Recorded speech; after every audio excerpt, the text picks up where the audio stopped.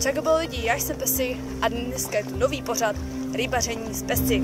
S naším týmem jsme se vydali na rybník Sumčák, aby jsme zdolali největší sladkovodní rybu Evropy, sumce velkého.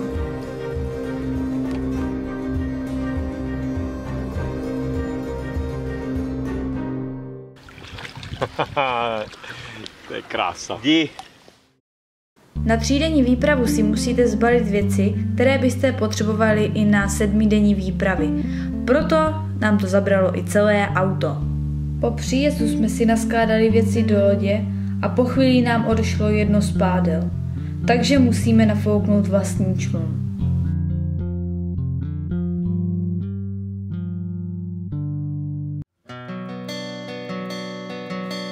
Sumec velký je noční dravec. Proto přes den nechytáme nástražní rybky a někdy se i mezi nimi najde i větší jedinec. Sumci se zdržují u dna. Hledají si své úkryty, aby večer mohli vyjet na lov. Proto tyhle úkryty musíme objevit včas, dokud je ještě světlo. Sumce chytáme na tráčku.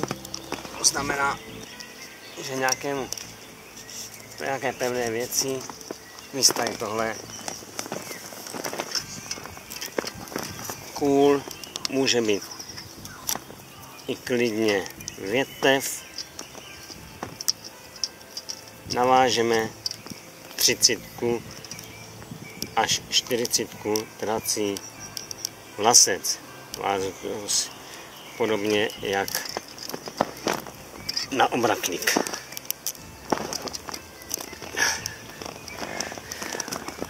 Uřežu si potřebnou délku vlasu. Jak daleko budu chtět mít rybičku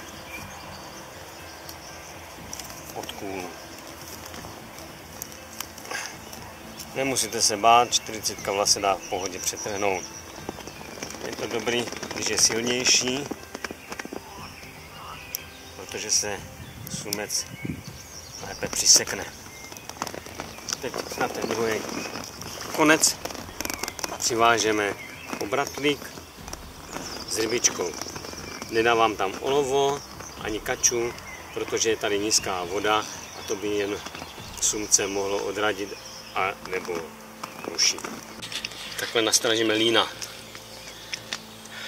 Na lína dáme za hřbetní ploutev a trojháček za prsní. Na obratlík uvážeme trácí vlasec.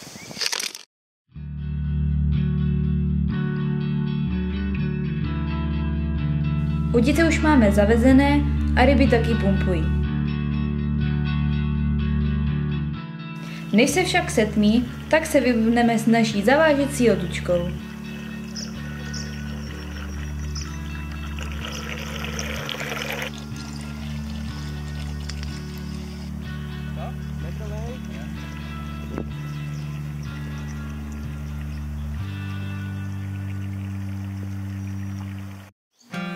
Už se začíná stmívat a my se musíme připravit na noc.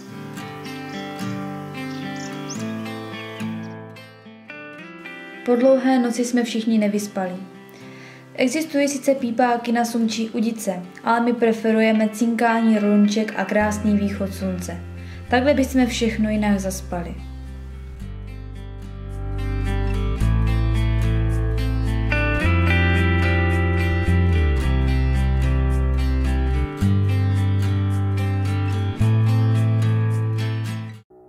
První noc nebyla podle našich představ. Sice sumci lovili, ale ne tak, jak bychom si představovali. Rolničky byly skoro sticha, ale naše rybičky pumpovaly naštěstí. Už žádného sumce nevylákali k útoku. A za chvíli kolem 5. přišel záběr. To je rozbitý, já jsem vůbec nevěděl, co chceš, já jsem vůbec nevěděl, co se děje. Já říkám, je tam.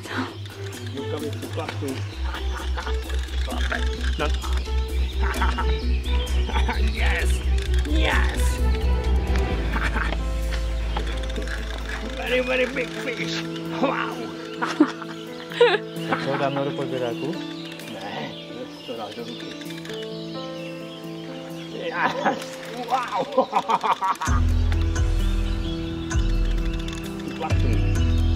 Tu plachtu.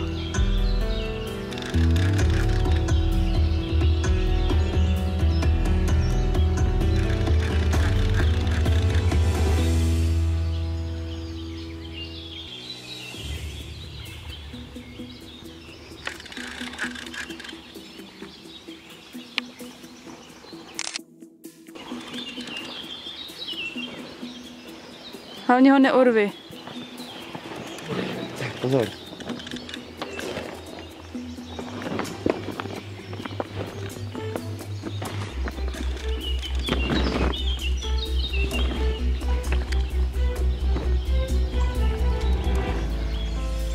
Pěkný sumeček. Super, tati. O, krásný. Rukavice?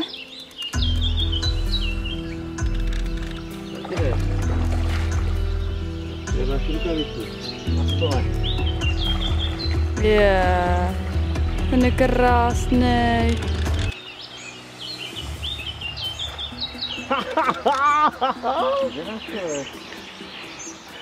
Tak, jsou tam na tím. Tam. Jak je ta taška? Já jsem dával všechno muchem. No.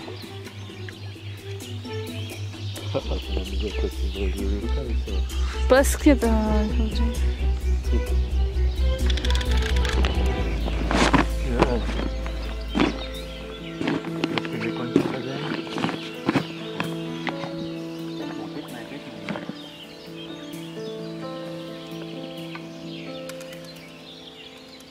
Kde je ten druhý háček?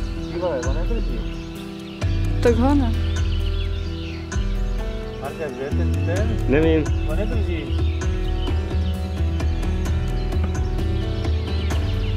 Kde máš ten druhý háček? To je jedno. Tak já tam nechci dávat moc. Hele, on skoro Jako, nedrží. tak ho vytáhni na vrch. Za to zkus ho vytáhnout vejš. Počkej. Můžu to Jo. podržet? Běž tam, ti to podržím, tu dicu. Já nemám rukavicu, tak já tam nebudu strkat ruku. Za spodní se chytá, jo? Za spodní, no počkej. Počkej, nerví ho, on nedrží. No, Nerví ho. Já netahám. Já ho vůbec nedržím. Teď nastávají menší komplikace, jelikož Pavel nevěděl, jak má správně chytit toho sumca. Naštěstí mu taťka řekl jak. To vůbec nechápu. Ne, tam vevnitřku. Jo, je tam. Jak někdo může vytáhnout nějaký 2metrový ovadu? Já jsem měl problém vytáhnout toto. A dáme to nahoru. Dáme ho nahoru.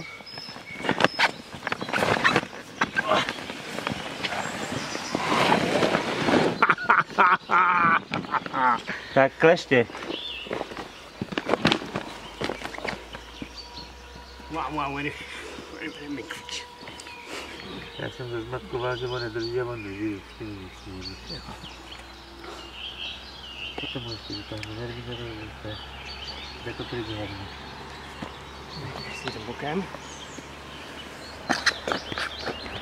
Hezky, hochu. Tak, to je sumec veliký. Podívejte se, jak je to nádherná ryba. Fouska, očička, hubu plnou kartáčů, podívejte. A zakrnělá hřbetní ploutvička. Nádherná. Tak. Pán Bůh stvořil ryby tak krásné, že je schoval Počkej, uhni kousek. před lidmi podlaní. Sakra, vypni se, to teda trvá. Počkej, já ten, jo, no. Teď jsme museli se sumcem hodně rychle manipulovat, aby jsme udělali pár foteček, museli jsme ho polívat vodou, takže pár foteček můžete tady vidět. Tento krásný sumec měl 134 cm, váhu bohužel nevíme.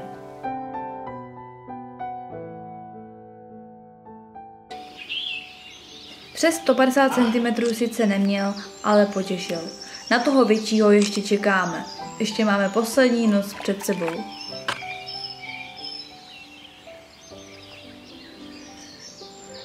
To je ďábel. Wow. Jo, máme to. Po sumečkovi jsem umyla podložku a hnedka byla čistější od toho slizu.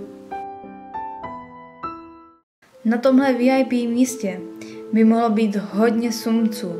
Bohužel nám i tady jeden upadl, ale dalo se to čekat. Je to VIPčko pro lepší sumcaře, kteří už to mají v rukách a vědí, kam ten sumec zajede. Každopádně jsme to vyzkoušeli, ale bohužel jsme ho nevytáhli. Na sumčáku nemusíte mít stan. Je tu karavan, ale pouze na druhém a třetím lovném místě. My však v případě deště v noci máme postavený stan, jelikož karavanu rolničky neuslyšíme.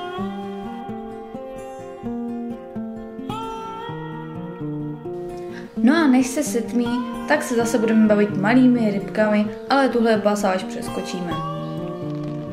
Chvíli jsme se bavili malými rybkami, ale za chvíli začalo pršet.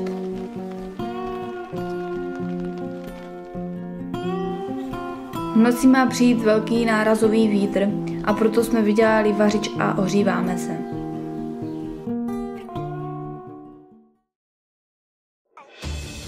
Jenže v tom silném větru nám zabral další sumec.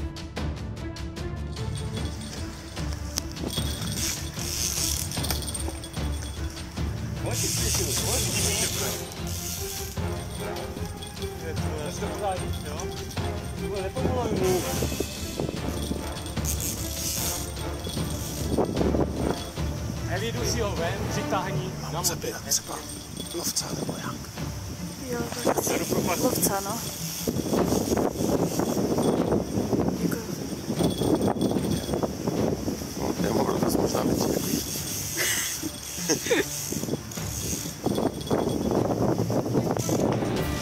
Ty.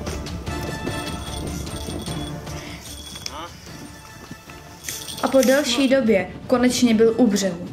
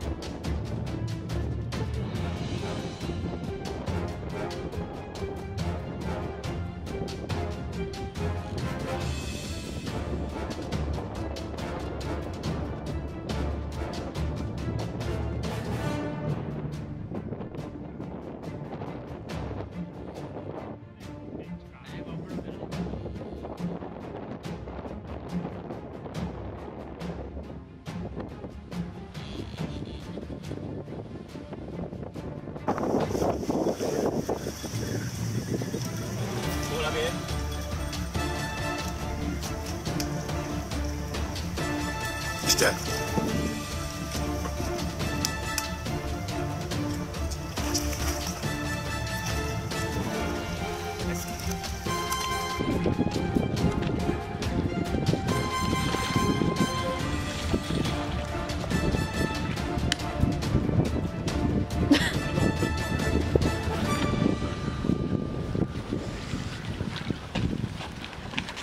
Pomohnout. Kráso. Je tam. Šťastný lovec. Je to tam.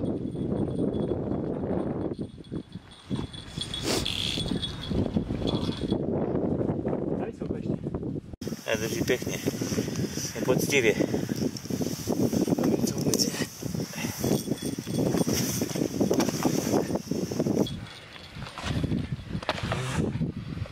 Já jsem mu vidicu položil dozadu.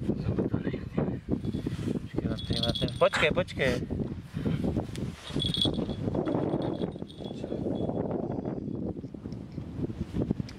Ten má 2 metry. To je fežák.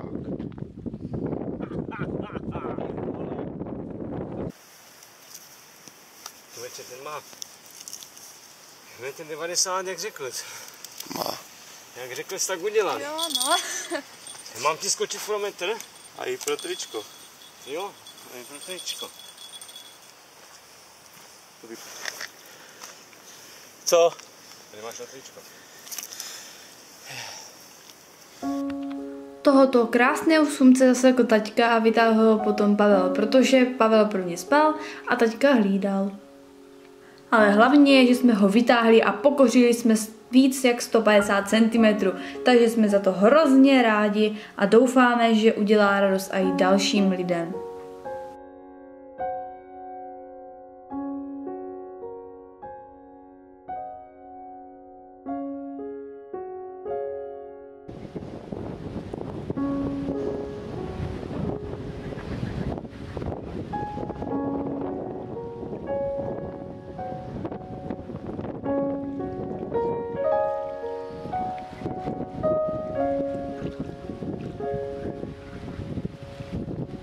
Pomadlí. Aha, pusu. Hezký.